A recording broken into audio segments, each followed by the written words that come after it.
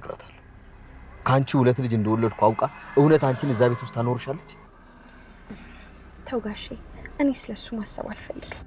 ማሰብ ካልፈለግሽ እኔ ልንገርሽ፣ ማርታ ትገልሻለች። የስሜን ያህል አውቃታለሁ። ትገልሻለች። ማርታ ክደት ማስተናገድ አትችልም፣ ንቀት አትችልም። ይህን ሁሉ ዘመን አክብራሽ ኖራ ከባልሽ ሁለት ልጅ አለኝ ብለሽ ስትነግሪያት ካልሞተች ትገልሻለች።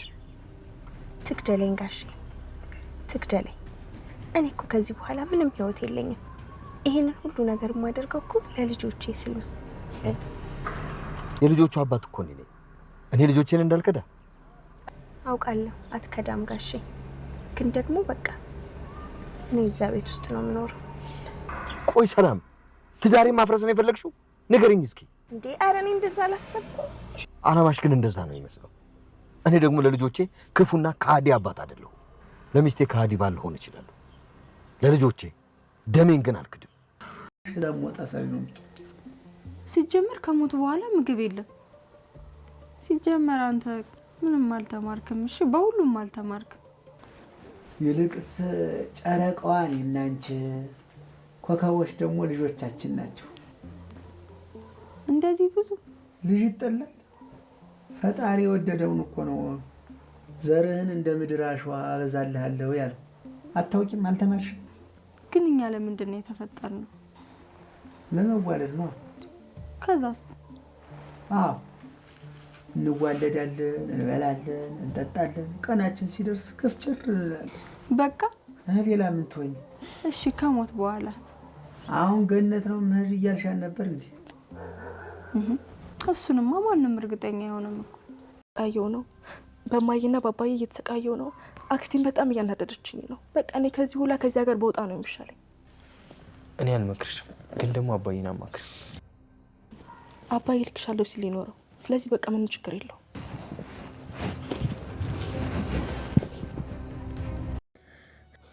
እማዬ በቃ ወደ ውጭ መሄድ እፈልጋለሁ። ቆይ በምን ምክንያት? በቃ እማዬ መሄድ እፈልጋለሁ እኮ። የት? ለምን? በቃ እማዬ ብቻ የትም ይሁን እኔ በቃ ከዚህ ሀገር መውጣት ነው የምፈልገው። ጉዴ ፈላ። ቆይ ለምን? ምን ሆነሽ? ምንድን ነው ያጎደልኩብሽ? ምን ጎደለብሽ? እማዬ በቃ እኔ መውጣት እፈልጋለሁ። እንዴ ብዬ ቆይ እኔስ ማን አለኝ? ያላችሁም እኮ እናንተ ናችሁ። ለማን ጥለሽ? በእድሜ መጨረሻ ላይ እንዴት የት ጥለሽ ነው የምትሄጂው?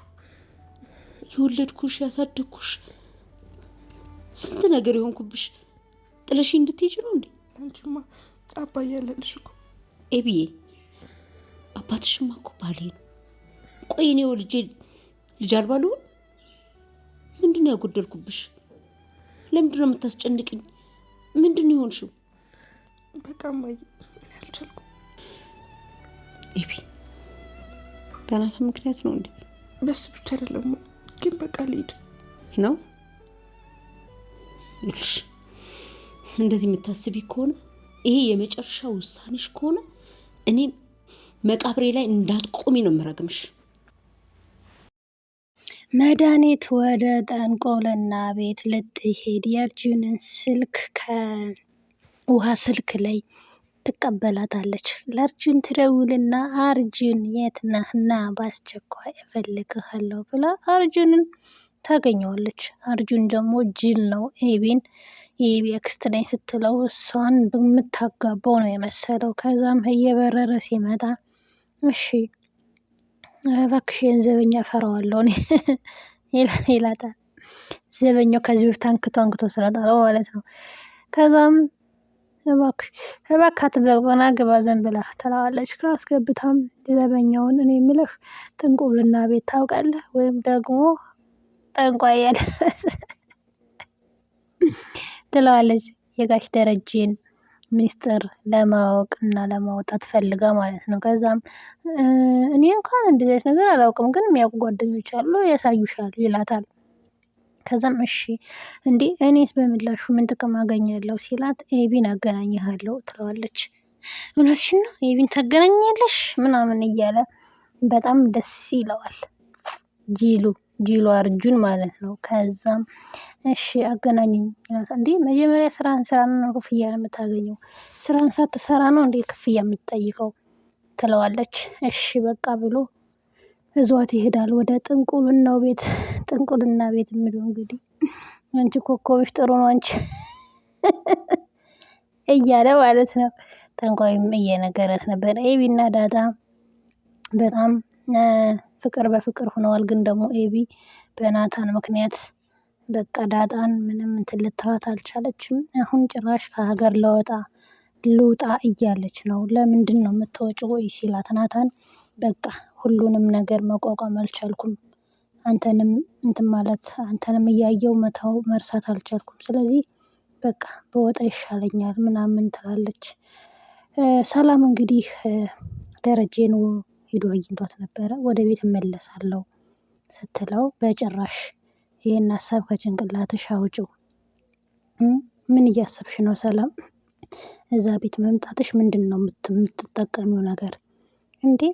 እኔ የምልህ ጋሼ እኔ አሁን 2 ልጆች ይዤ ህይወት ተበላሽቷል እኮ የሚያገባኝ እንኳን የለ ምንድን ነው የምትለው ስትለው መውደቂያ የለኝ ስትለው እና ሁለተኛ ሚስት መሆን ፈለግሽ ይላታል። እኔ እንደሱ አላልኩኝም፣ ግን ደግሞ ልጆቼን ይዤ ልጆቼም ከእህቶቻቸው ጋር እንዲያርጉ ነው የምፈልገው፣ ስለዚህ እዛ ቤት ውስጥ እኖራለሁ ትለዋለች። በጭራሽ ይሄን ከጭንቅላትሽ አውጪው፣ እኔ አነስ ያለች ቤት እገዛልሻለሁ፣ የሚያስፈልግሽ ነገር አደርግልሻለሁ፣ እዛ ትኖሪያለሽ ሲላት በጭራሽ ዳጣን ልትወስድብኝ ነው አይደል ስትለው በጭራሽ ከልጆች ርቄ ከዚህ በኋላ አልሆንም፣ ስለዚህ ልጆቼም እዛ ቤት ውስጥ እኩል መብት አላቸው ትለዋለች። ሰላም ምንድን ነው የምትፈልጊው? ማርታ ይህንን ስታውቅ በህይወት የምታኖርሽ መሰለሽ? ትገልሻለች። ትግደለኝ በቃ የኔ ህይወትም ተበላሽቶ አይደል እንዴ? ስለዚህ ትግደለኝ፣ የፈለገችውን ነገር ታድርግ ብላ ወስናለች ማለት ነው።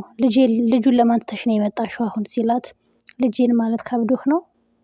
በምን አቅሜ ነው ልጄ የምለው? በምን አቅሜ በየትኛው ድፍረቴ ነው ልጄ ብዬ የምጠራው ይላታል። ለማንኛውም አስቢበት ሰላም ይላታል። በፍጹም አላስብበትም፣ እዛ ቤት ውስጥ እኖራለሁ ትለዋለች። እሺ እንተያያለን ምናምን እያለ ይሄ ነገር በዚህ ከቀጠለ ይኸውልህ ዋነኛ ተጎጂው አንተ ነህ ትለዋለች። እያስፈራራቸውም ጭምር ይመስላል እንግዲህ ሰላም ማለት ነው። ከዛም እሺ ለማንኛውም ከዚህ በኋላ ላንገናኝ ስለምንችል እኔና አንቺም ልጁን አይቼው ልምጣ ብሎ ልጁን ሊያዩ ይገባል። ሰላም ግን በእውነቱ ከሆነ ታማልላለች። እንደ እውነቱ ከሆነ ማለት ከመኪና ስትወርድ አይታችኋታል አይደለ? ስለዚህ ያው እንደማትመለስ ነው ወደ ቤት እያስጠነቀቃትም እያስፈራራትም ያለጋሽ ደረጀ እንግዲህ አብረን የምናየው ይሆናል። እሷ ደግሞ በጭራሽ ብላለች፣ ግግም ብላለች። እዛ ቤት ውስጥ እኩል መብት አላቸው ልጆቼ ብላ እንግዲህ ወስናለች ማለት ነው። ያው አሁን ወንድ ልጅም ስለወለደች በሱም ደረጀ ደስ ይላል። ግን ያው ደስ ባይለውም አይከፋውም። ግን ደግሞ የማርታ ጉዳይ አለ፣ የማርታ ሁኔታ አለ። ምክንያቱም ማርታ ይሄን የሰማች ቀን ምንድን ነው የሚፈጠረው የሚለው ነገር እያሳሰበው ነው። ማርታ እንግዲህ ያው እህቷ እንደዛ እየተዘጠዘቻት ነው። እህቷ እንደዛ ብላ ስትወጣ ደረጃ አግኝቷት ስለነበረ እያስፈራራኝ ነው፣ ባልሽ ጤነኛ አይደለም እህቴ ትላታለች።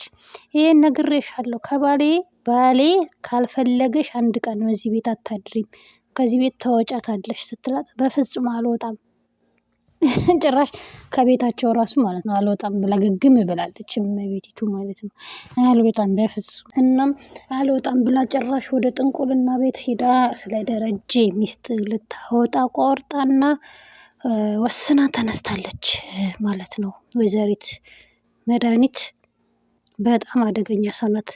ናታን እዚህ ጋር እያነበበ ነው። እያነበበ ሲመጣም ገዜ ደረስ ይላል። ያው ገዜ ከእንትና ጋር እንዲጋቡ ነው እየነገረ ያለው ማለት ነው።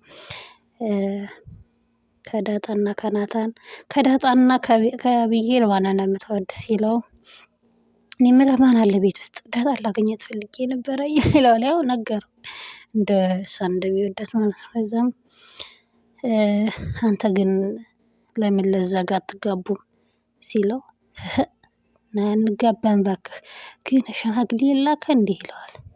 እንዴ እናንተ ተስማሙና ችግር የለውም ይለዋል። እኛ ከተስማማ ሽማግሌ ምን ይሰራልኛል ይለዋል። በጣም ነው የሚያስቀኝ እንትና ማለት ነው።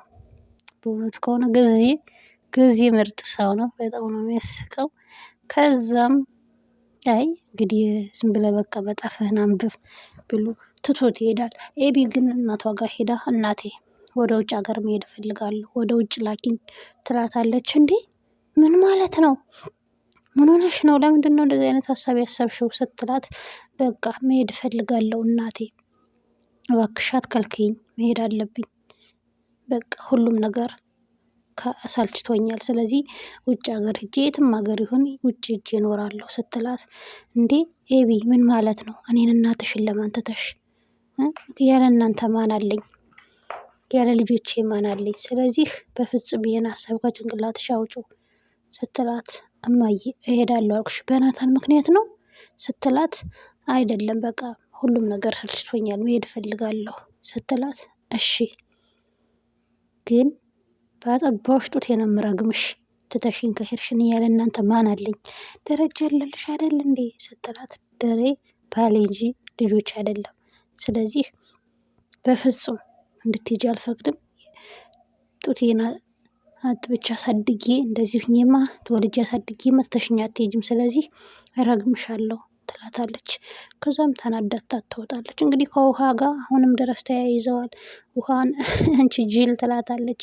ገመዱን አምጪው ስትላት እንዴት ሳስረሽ ለምን ብለሽ ለምን አትጠይቂም? እንዴት አንቺ ጅል ትላታለች። የውሃ ጅልነት ደግሞ አይን የወጣ ጅልነት ስለሆነ ማለት ነውና በጣም ከባድ ቅጣት ነው የቀጣቻት ማለት ነው። ምክንያቱም በአፍጢሟ ላይ የደፋቻት። እናም ኤቢ ወደ ውጭ የመሄድ ሀሳቧን እንግዲህ በእናቷ ምክንያት ልትተወው ይመስለኛል። ምክንያቱም እናቷ ረግምሻለሁ ጡቴን አሽቼ ነው ረግምሽ ምናምን ስላለቻት በሱ ምክንያት ትተዋለች ማለት ነው።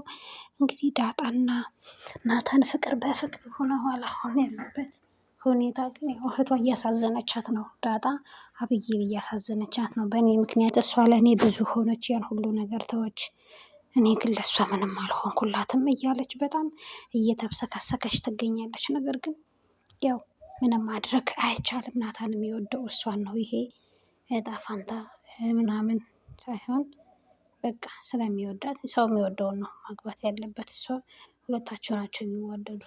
አብይል ግን እሷ ብቻ ነች የምትወደው።